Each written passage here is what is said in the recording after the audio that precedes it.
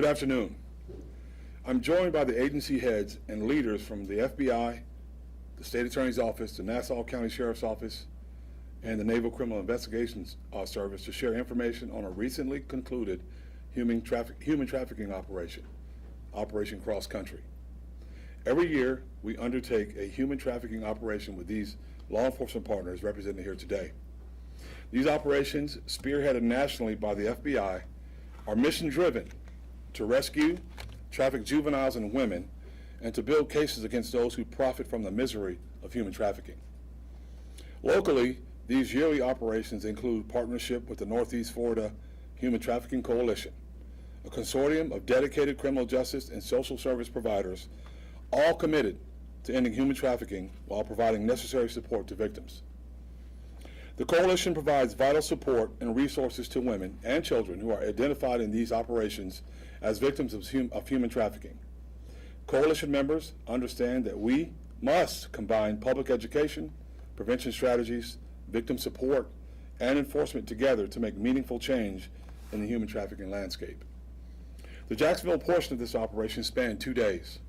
This operation drew investigators from many JSO specialized units, including integrity, vice, narcotics, and computer forensics. JSO detectives worked side by side with investigators from the FBI, the NCIS, and the SAO during this operation. And throughout the operation, our partnership with the Northeast Florida Human Trafficking Coalition provided intervention and support services to assist the identified women with a way out of the world of human trafficking. Over 30 arrests were made during the Jacksonville portion of this national operation. While many trafficked women were identified, none of them are juveniles. However, outside the 2-day local operation, but within the framework of the national operation, a teenage trafficking victim was rescued. Because of the juvenile's minor status, I'm not going to provide any additional information on that child other than to report that the child is safe. I would like to highlight 2 arrests, those of Michael Brockway and Robert Horvath. Both adult men were arrested in sting operations in which they traveled to locations to have sex with children. Detectives purporting themselves to be 13 and 14-year-old girls, respectively, began online conversations with Brockway and Horvath in which they agreed to engage in sex act with them. When Brockway and Horvath traveled to locations to meet the children, with whom they had planned to engage in sex acts, they were arrested by investigators for traveling to meet a minor for unlawful sexual conduct. As a result, they are facing very serious criminal penalties as they are prosecuted by our partners at the State Attorney's Office. Although it is intentionally kept well veiled by those that profit off of it, human trafficking is very real in our community. It is a web of crimes that not only typically hides in plain sight, but also feeds on social disenfranchisement of its victims. These operations shed some needed light in the shadowed world. I want to thank the dedicated investigators from JSO and our partner agencies for their hard work of this operation and year-round to end human trafficking in our community. Now, Sheriff Bill Leeper will discuss Nassau County portion of this operation. After he speaks, Asak Markovsky will speak to the national lens of the operation across the country. Bill? Good afternoon. Thank you, Sheriff Waters, for hosting this news conference. The reason why we are successful is because we all work together and we like it. A couple of weeks ago, we conducted a 3-day operation in Nassau County, focusing on escorts that utilize social media sites to solicit for prostitution, as well as those soliciting prostitution. Our narcotics vice unit worked with JSO Vice, FBI, Homeland Security Investigations, and North Florida HIDA to arrest 24 individuals for engaging in prostitution, soliciting prostitution, possession of illegal drugs, and sale of illegal drugs. They range from age 23 to 53. 4 of those we arrested were from Nassau County. The rest were from Jacksonville, Orange Park, Lake City, and parts of Georgia. The illicit markets of prostitution and sex trafficking are like any other markets. It's driven by demand. The need for people to provide a supply for pimps and traffickers to distribute the supply to buyers would not exist without demand.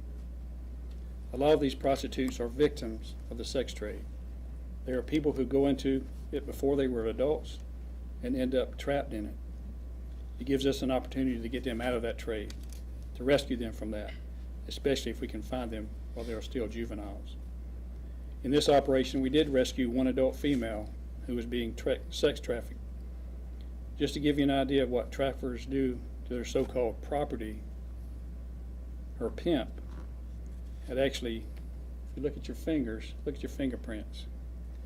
Her pimp actually burned her fingerprints off to make it harder for her to be identified, especially if she ends up dead somewhere in a ditch. The thing to remember is that these aren't victimless crimes. Human trafficking and prostitution ruin the lives of everyone involved. Prostitution and human trafficking results in exploitation, disease, dysfunction, drug and alcohol addiction, violence, and broken families. Soliciting a prostitute when you're soliciting someone with the purpose of sex for money, that is a crime. You may go out and you may find a prostitute, or like in this case, you may go out and you may find a police officer and end up in jail. Once again, our goal is to rescue these young ladies, so the Johns, or the buyers, need to know we are going after them with other operations. And when we find you, we will lock you up. I think all of those arrested were surprised. Some of them were ashamed of their activities. Just about all of them said, "It's my first time." But it's probably not. It's kind of like the standard line we all hear, like a drunk driver saying they just had 2 beers. We all know that the top 3 illegal moneymakers are dope, humans, and guns. And one of those you can sell over and over again. I want to just touch on a few of those that we arrested in Nassau County, just to give our community an idea of what goes on right here that we deal with. This is Joshua Robert Baker. He's 23 from Yulee. He was arrested for engaging in prostitution. He contacted an undercover detective via cell phone through an online posting and made an agreement to pay $150 for 30 minutes of sex. He traveled to a local hotel and met an undercover detective in the lobby. While they were in the elevator going up to the room, he pulled out his money from his pocket and began counting it. While walking to the room, he told the undercover detective that he always gets nervous when he does this. Hopefully he won't get nervous in jail. He was actually on his lunch break from work, and he is also on probation for DUI.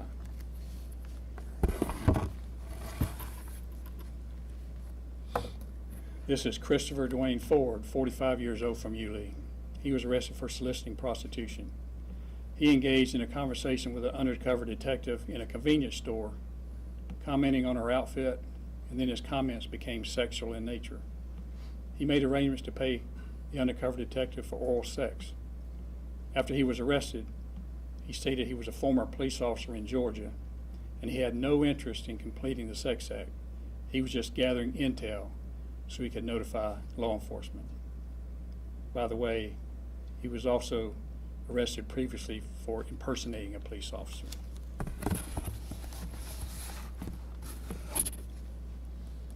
This is Kathy Renee Mullins, 43, from Jacksonville. She was arrested for soliciting prostitution, possession of cocaine, and possession of a controlled substance. She advertised sex online and was contacted by an undercover detective and agreed to travel to a local hotel for sex. While inside the hotel room, she stated she would perform 1 hour of sex for $200. But oh, by the way, she was running a special. For just an additional $40, she would perform anal sex. After she was arrested, illegal narcotics were discovered inside her purse.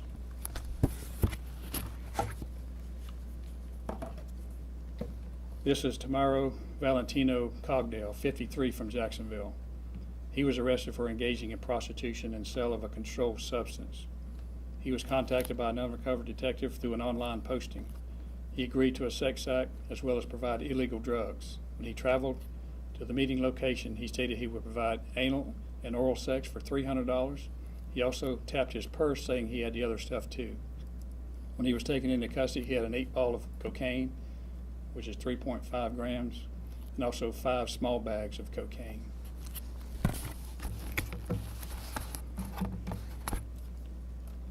This is Bo Wayne Joyner, 42, from Lake City. He was arrested for engaging in prostitution. He was contacted from an online posting he made and signed, agreed to travel to a specified location to perform a sex act. When he arrived, he told the undercover detective that he would charge $350 for anal and oral sex. When he was being booked into the jail, he was more concerned about taking a booking photo with a red mark on his forehead and that he had actually just got his hair done. You got to admit his hair does look good.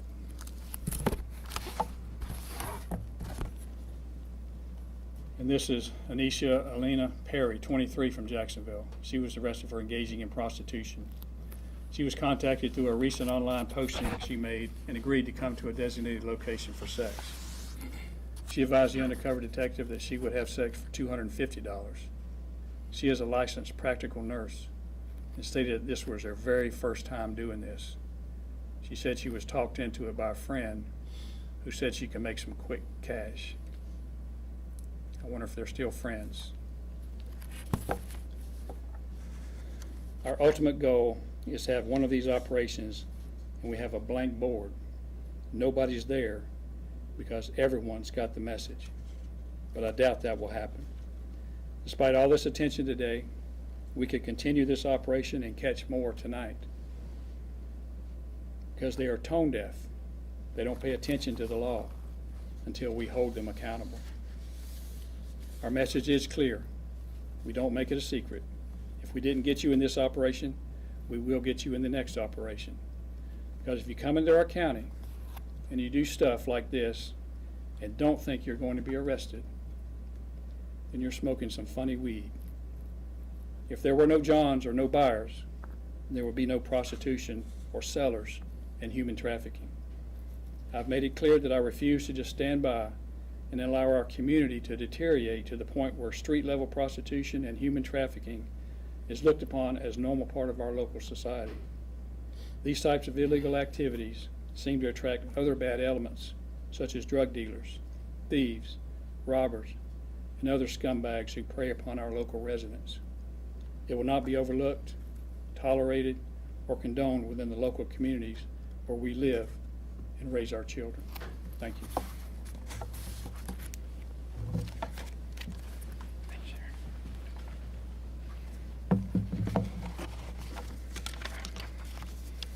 Good afternoon.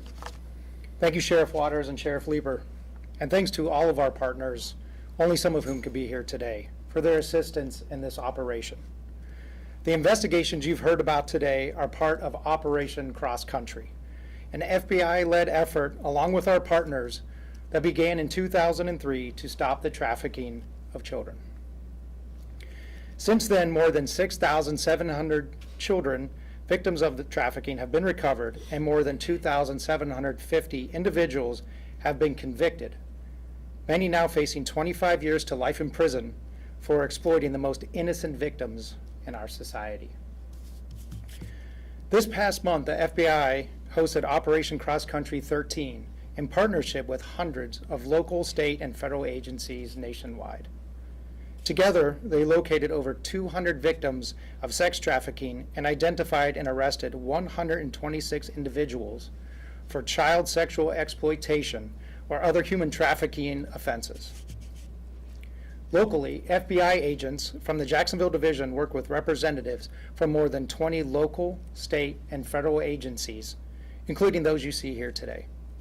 Across our territory, which covers 40 counties from here to the Panhandle, we recovered 2 children victims of trafficking, 2 adult victims of trafficking, and arrested 16 individuals for traveling to meet with a minor, 2 of whom you've heard about today. In addition, 2 more children who had been reported missing were safely recovered. Operation Cross Country is one of our most important partnerships. As we speak, every FBI office across the country is working to stop human trafficking. It is a heinous crime that impacts all races and ethnicities and communities of all sizes.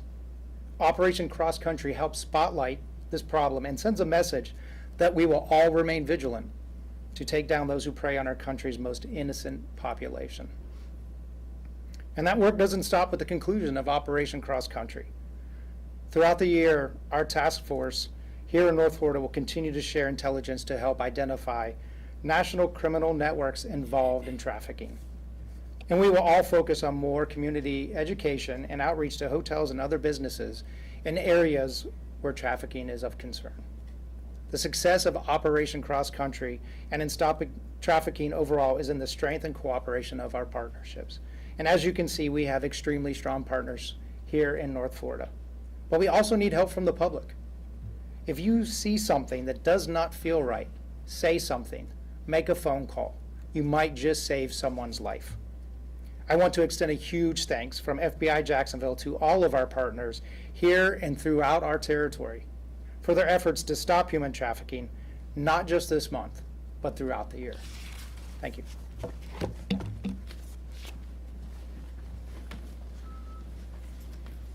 So thank you all for being here. As you can see, this is a very serious subject and that we take very seriously in the First Coast and all across this country.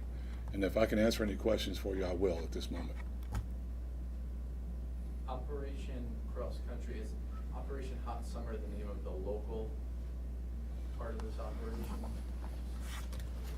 Yeah, Operation Hot Summer was what we did in Nassau County, but it was connected to all of this. And that operation yielded 24 arrests, and that was a joint operation between the agencies over that 3-day period Correct, in Nassau County. in Nassau County.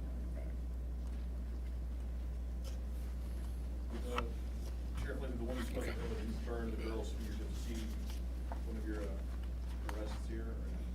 Yeah, she's unidentified in the bottom right-hand corner. Sheriff Was Waters. she arrested? Do you have her fingerprints burned off? Like, what happened to her? She was arrested, but she's being protected at this time. Sheriff Waters, with NCIS and all involved as well as part of the partnership, is there any active duty military caught up in this? Yeah, there's unfortunately, you find those, yes, and but you guys can get a list of those arrested outside of those two a little bit later on. In this batch, though, of these 26 that we see? I'll let Bill speak to those. This group here, I'm not sure about those. I'll get you the answer later on. Yes, ma'am. Were any of those arrested accused of selling sex? Were there inquiries made into whether they were being trafficked? I know you said you wanted to help victims. Why arrest people if at least that one person, she's being trafficked? I'll let Bill answer that one. Why arrest people? Because it's a crime. If she's a victim, okay. Well, she was arrested for what she did, but we are going to protect her identity. We're going to protect her, so her pimps, her traffickers can't get back in touch with her. So, it's people like that start out when they're kids and they grow into adults, still in this trade, and it just destroys their life. And she's going to wind up dead somewhere. That's probably a guarantee if she don't get out of this. So that's why we're trying to help her. Thank you, Chair.